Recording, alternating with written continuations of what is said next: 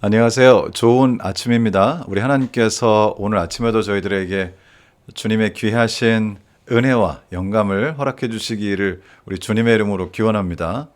오늘은 마태복음 20장의 말씀을 함께 찬찬히 읽으면서 그 의미를 나누고 또 은혜를 얻어보려고 합니다. 마태복음 20장 1절 말씀을 읽겠습니다. 천국은 마치 품꾼을 얻어 포도원에 들여보내려고 이른 아침에 나간 집 주인과 같으니, 지금 예수님께서는 천국을 설명하고 계십니다. 천국이라고 하는 것은 하늘나라라고 보통 말하기도 하고, 사실 마태복음 외에는 보통 하나님의 나라, 하나님의 왕국이라고 이렇게 표현이 됐습니다. 우리 주님께서는 지금 여기서 이 세상 나라, 세상 왕국과 대비되는 하나님의 나라, 하늘 나라, 하나님의 왕국의 운영 방식이 어떤 것인가, 그것의 원리와 또 그곳에서의 규칙과 그곳에 살아가는 방식은 무엇인가, 어떤 가치를 가지고 살아가는가, 이런 것들을 저희에게 나눠주고 계십니다. 그러면서 예수님은 여기서 천국을 설명하시고 싶으셔서 한 가지 비유를 들어서 설명을 하시는데, 천국은 마치 품꾼을 얻어 포도원에 들여보내려고 이른 아침에 나간 집주인과 같다, 이렇게 말씀을 하십니다. 품꾼들을 이제 데리고 와서 포도원에서 일을 시키는 이런 장면을 가지고 하나님 나라 천국의 원리, 돌아가는 방식이 어떤 것인가를 가르쳐 주시는 것이죠. 이제 2절에 보니까 그가 하루 한 데나리온씩, 데나리온은 그때 보통 일반적으로 하루 동안 일하면 받는 돈입니다. 하루 종일 일을 하면은 받게 되는 품삯입니다. 그가 하루 한 데나리온씩 품꾼들과 약속하여 포도원에 들여 보내고 이른 아침에 나가셨다가 3절에 보면 또 제3시에 나가보니, 3시라는 것이 몇일까요? 지금의 시간 산정 방식하고는 약간 다른데요. 가장 쉬운 방법은 시계를 이렇게 보시고, 바늘 시계를 보시고 성경에 나오는 그 시간, 그 숫자의 정반대편에 있는 숫자를 보시면 보통 지금의 시간과 딱 맞습니다. 그러니까 예를 들어서 여기 3절에서 또 제3시에 이렇게 말씀을 하셨는데, 3자의 맞은편에 있는 숫자는 9자죠. 그러니까 9시라는 얘기죠. 아침 9시에 나가보니 장터에 놀고 서 있는 사람들이 또 있는지라. 그들에게 이르되 너희도 포도원에 들어가라. 내가 너희에게 상당하게, 많이 주겠다는 뜻이 아니고요. 보통 저희가 상당히 이렇게 하면 꽤 많은 느낌이 있지만, 사실 이 말씀은 적당히 받을 만큼 주겠다, 이렇게 말씀을 하시는 것입니다. 그들이 가고 제6시와 반대편에 6 반대편에 12가 있죠. 그러니까 낮 12시가 됩니다. 12시에, 그리고 제9시에, 9의 반대편에 있는 숫자가 3이죠. 그러니까 오후 3시. 아침에 일찍 나와 있진 않지만 6시든지 7시든지 아침에 일찍 나갔다가 그 다음에 9시에 나갔다가 12시에 나갔다가 그리고 3시에 이렇게 나갔습니다. 6절에 보면 최종적으로 제11시에도 나가보니 11의 반대 맞은편에는 무슨 숫자가 있죠? 5가 있죠. 마지막으로 나가는 것은 오후 5시입니다. 제11시에도 나가보니 서 있는 사람들이 또 있는지라. 이르되 너희는 어찌하여 종일토록 놀고 여기 서 있느냐. 이르되 우리를 품꾼으로 쓰는 이가 없음이니이다. 이르되 너희도 포도원에 들어가라 하니라. 이제 이렇게 하루 종일 나가서 일꾼들을 모아서 포도원에서 일을 시키게 되는데요. 마지막에 나간 사람은, 마지막에 데리고 온 사람들은 5시에 데리고 왔습니다. 8절에 저물매 포도원 주인이 청지기에게 이르되 품꾼들을 불러 나중 온 자로부터 시작하여 먼저 온 자까지 삭슬 주라 하니, 여기 저물매라고 그냥 보통 해가 질 땐가 보다 생각할 수 있지만은요, 유대인들에게 있어서 저물매라고 하는 것은 12시나 6시를 말하는 것인데요. 그 표현 자체가 보통 해가 이제 중천에 떴다가 기울어진다고 여겨지는 낮 12시, 혹은 이제 해가 지는 시간들 중에 한 때를 정해서 6시를 보통 저물매라고 번역된 이 단어를 통해서 보통 의미합니다. 저녁 6시가 돼가지고 이제 드디어 산정할 때가 됐죠. 생각해 보니까 여기 9절에 있는 것처럼 제11시에 온 자들, 5시에 온 것이죠.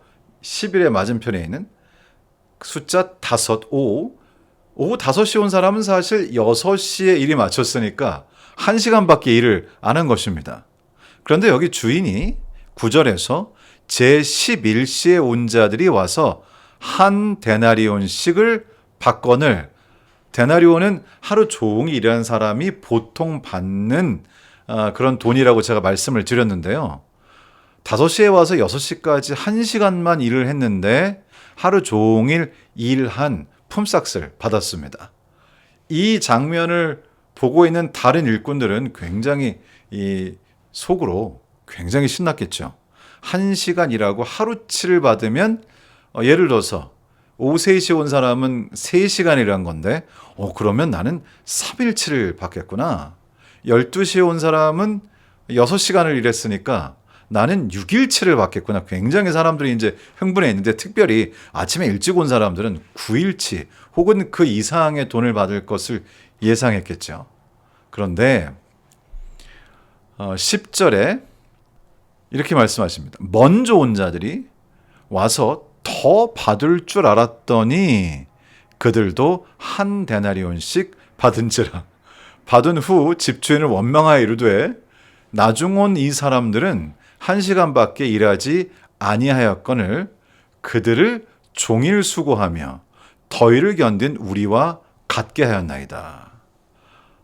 글쎄요. 이 세상의 기준으로 하면 사실은 좀 화가 날 만한 일입니다. 일한 시간이 완전히 다른데 같은 품삯을 받는다는 것은 특별히 제가 살고 있는 이 자본주의 국가에서는 있을 수 없는 일이죠.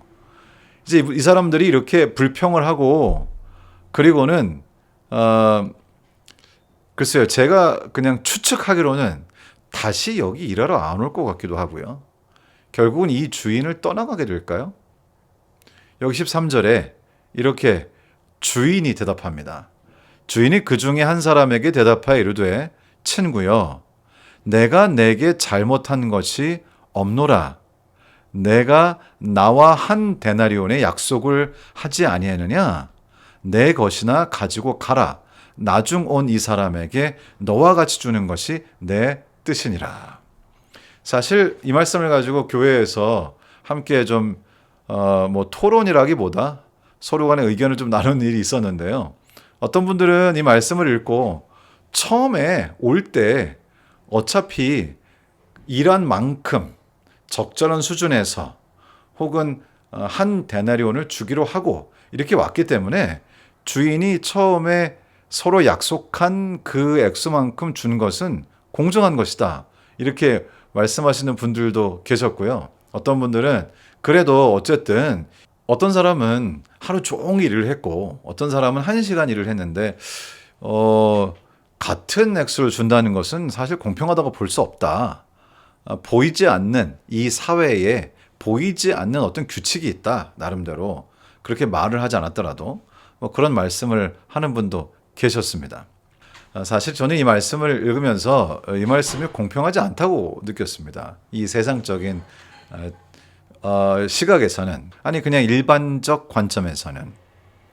그런데 사실 성경에 있는 비유의 말씀들을 읽어보면 말이 되는 비유가 그렇게 많지 않습니다. 예를 들어서 탕자의 비유.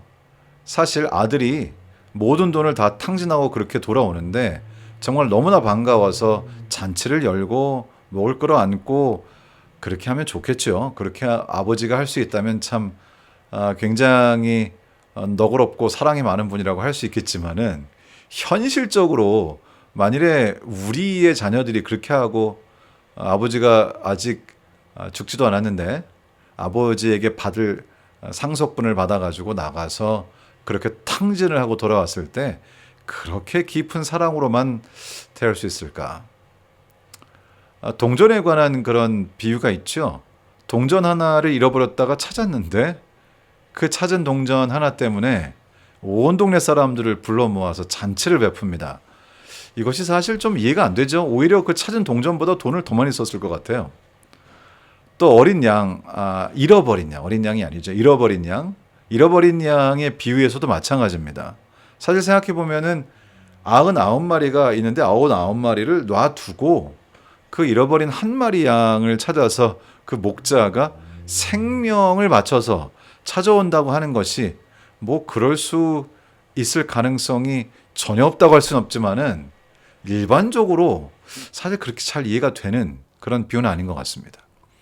사실 어쩌면 이해가 안 되는 것이 당연할 수밖에 없는지 모르겠습니다. 왜냐하면 주님께서 지금 주신 모든 비유들은 대체로 천국은 마치라고 하는 말로 시작하고 하나님의 나라, 하나님의 왕국, 이 세상과는 다른 하나님 나라의 운영 방식, 또 가치관, 도덕관, 그런 모든 것들을 우리 주님께서 이 세상에 사는 사람들에게 전달하고 계시기 때문에 그 비유 자체의 내용이 어쩌면 말이 안 되는 것이 당연할 수 있겠죠. 여기 지금 이 비유의 말씀에서 우리 주님께서는 하나님의 나라에서 어떻게 보상이 주어지는지를 말씀해 주고 계십니다. 우리 신앙생활을 그대로 반영하고 있죠. 어떤 분들은 하나님의 농원에 일찌감치 들어와서 하나님의 일을 하고 또 사역을 하고 선교를 하면서 그렇게 그들의 평생을 이 안에서 사시는 분도 계십니다. 그런가 하면 어떤 분들은 그의 생의 마지막쯤에 정말 그 마지막 순간에 회개하고 우리 주님을 받아들여서 그래서 구원을 얻게 되시는 분들도 계시죠.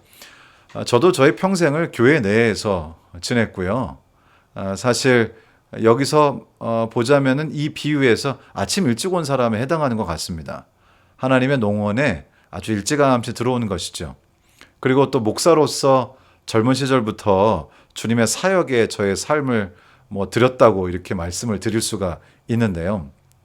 이런 여러 가지 차이를 저희가 볼 때 여러 가지 시각이 있을 수 있는 것 같습니다. 어떤 분들은 좀 억울해 하시는 것 같기도 해요. 어떤 사람은 세상에서 즐길 거 다 즐기고 이 마지막에 예수님을 받아들여서 결국은 똑같이 천국에 간다는 거 이거 공평한 것인가? 이런 생각을 할 수도 있겠죠. 사실 이 비유에서 먼저 이 농원에 온 분들 많은 분들이 불평했습니다. 왜 우리는 이 농원에서 이렇게 하루 종일 일했고 저 사람은 1시간밖에 일을 안 했는데 보수가 같다는 것이 말이 되느냐? 하나님의 나라에서는 말이 된다는 것이죠. 이것이 하나님 나라의 원리라고 우리 주님께서 우리에게 지금 보여주고 계신 것입니다. 사실 하나님의 나라에 들어온다는 것을 어떻게 보느냐에 따라 다른 것 같아요. 저는 지금까지 저의 삶을 꽤 여러 해 동안 저의 평생 동안 교회 내에 있으면서 살았던 저의 삶을 돌아볼 때 하나님께 정말로 깊이 감사드립니다. 때로 우리는 이 세상에서 많은 것들을 즐기고 해보고 싶은 거 좀 다 해보고 그리고 막판에 회개하고 예수님 받아들이고 천국 가면 그거 일석이조 아니야? 이렇게 생각하시는 분들도 없지 않은 것 같습니다. 그렇지만 제가 평생을 우리 주님의 사랑 안에 살아보니까 주님의 농원 안에 살아보니까 그리고 지금 이제 세월이 좀 지나서 이 시점에 그 삶들을 돌아보니까 정말 주님 안에서 주님의 농원에서 산다는 것이 얼마나 큰 축복인지 말로 더 표현할 수가 없습니다. 사실 이곳에 일찌감치 들어왔던 분들은 사실은 하루 종일 이 사랑 많으시고 이 좋으시고 선하신 주인과 함께 일을 할 수 있었다는 것, 그 일을 하면서 느꼈던 만족감과 그것이 주는 또 보상, 그 모든 것들을 통해 오히려 하루 종일 이렇게 좋은 분과 이 농원에서 함께 일할 수 있었던 것을 감사하면서 자신이 받아야 할 이 보상, 다 함께 받게 되는 한 데나리온의 그 보상뿐 아니라 하루 종일 이 주인과 함께 있었다는 사실, 이 농원에서 일할 수 있었다는 사실, 이것 자체가 그들에게 엄청난 축복이었다는 사실에 감사하는 것이 옳은 것이 아니었을까 하는 생각을 해보게 됩니다. 사람마다 다 시각이 다르지만 우리 주님께서는 그래서 여기서 결국 우리 주님께서 허락하시는 이 보상은 사실 은혜다. 우리 주님의 자비하심과 사랑의 결과라고 하는 사실을 저희에게 보여주고 계신 것 같습니다. 결국 이곳에서 이 비유에서 우리는 내가 어떤 사람인가를 보게 되는 것 같아요. 나는 지금 주님 안에 또 교회 안에 신앙 안에 있으면서 그 삶 자체에서 진정한 기쁨과 감사와 은혜를 누리고 있는가? 그 자체의 기쁨을 누리고 있는가?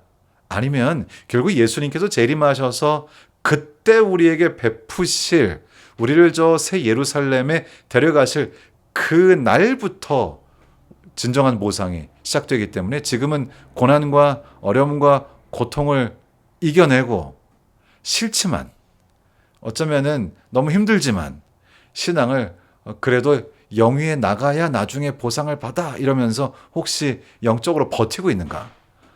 우리에게 뭔가 시사하는 바가 큰 것이 아닌가 싶은 생각이 듭니다.